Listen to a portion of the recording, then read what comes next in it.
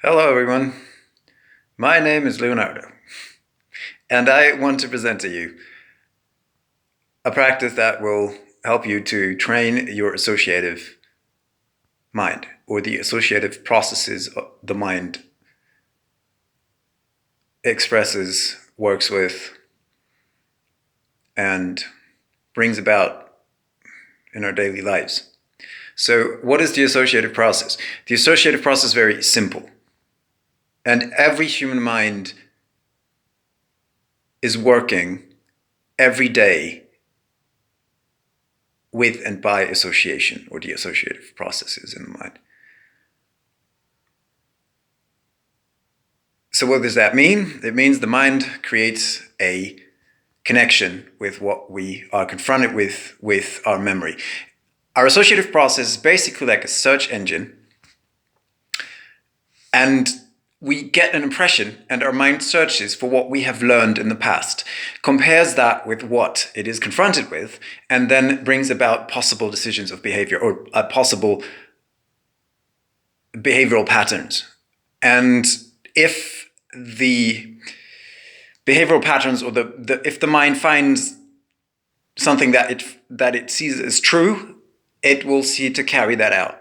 If we are conscious, we can make a free decision to do so or not. If we are not conscious, which is the case with the majority of people currently in the world, that they are most of the time not conscious. If we're not conscious, the mind will just act out. And of course, the degree of being conscious and unconscious differs from people, but some people have a very low capacity to actually be free to decide what they want to act out concerning their associative process. Those people are, for example, people with narcissistic disorder. They have a very, very low capacity to actually change their behavior based on self-reflection. And then there are people who are more able to make decisions. And I mean, the video is for everyone. I would direct it in the first place to people who don't have a narcissistic disorder. I mean, if you have one, you probably will not be conscious of it. But so try to practice by all means, because it helps you. It's going to heal it. Like if you apply this practice, you will be free of narcissistic disorder, but you need to work with it. And I have the intuition that this can actually heal a narcissistic disorder.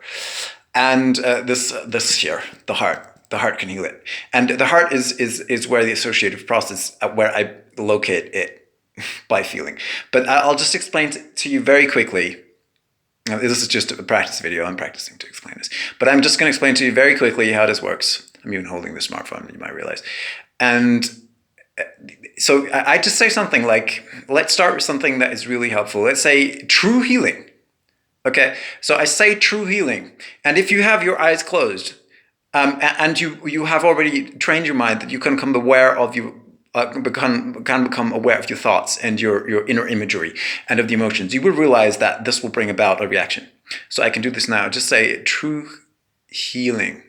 Okay, and I see different images.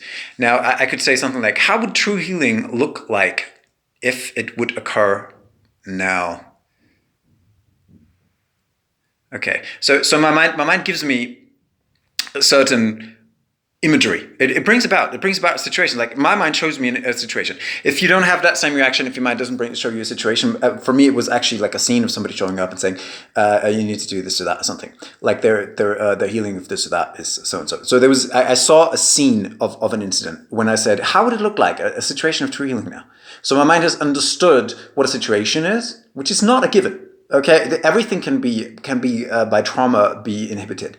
So my mind understands what situation is. My mind understands what healing is, and true healing. So a situation of true healing, that my mind could bring about images. Now the thing is, what I saw is not what I found is really helpful, or not what I'm looking for.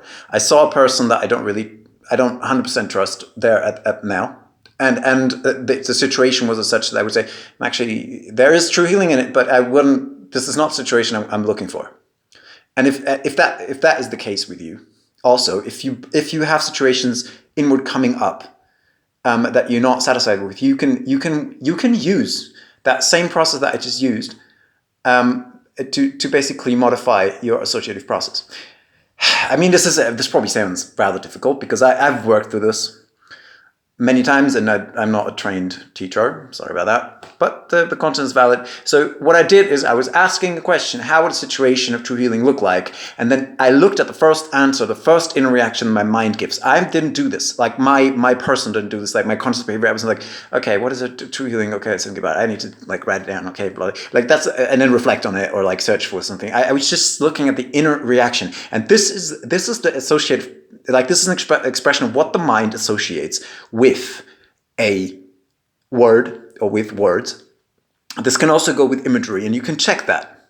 And this is a very powerful process. Like this process is what gets society going on a very, very, very high level. Like this is very, very strong. And if you work this out, you will be able to change your life. You will be able to cure yourself from very, very severe psychological or physical illnesses, as I have done. I mean, I still look sort of alright, don't I? But I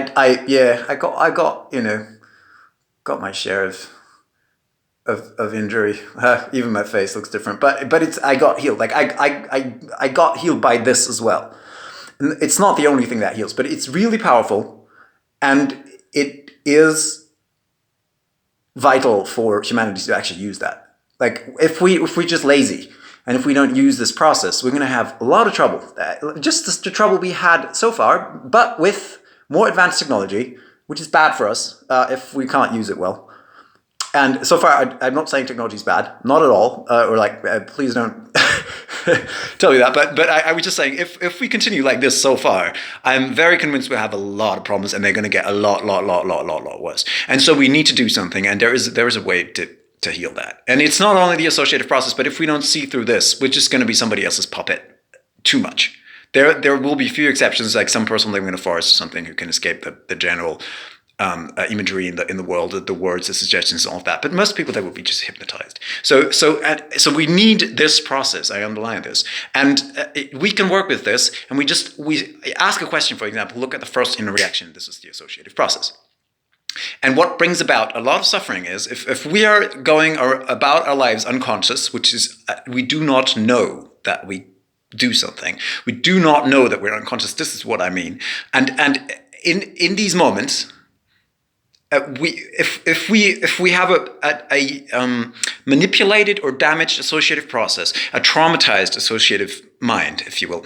If that is a good term, I don't know. But so this process I just described doesn't work. So I call on something. I say, I want true healing.